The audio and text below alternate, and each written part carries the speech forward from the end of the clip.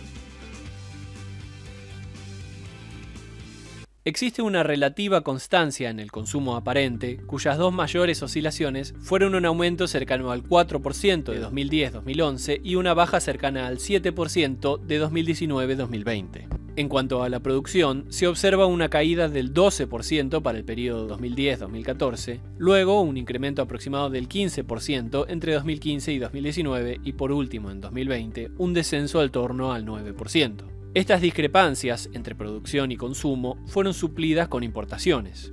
Para el periodo que abarca 2010-2014, estas registraron un incremento del 230%. pasando de 3,6 a 11,9 miles de millones de metros cúbicos. Se mantuvieron constantes hasta 2018 y a partir de ese año comenzaron un sendero de decrecimiento en el orden de un 24%.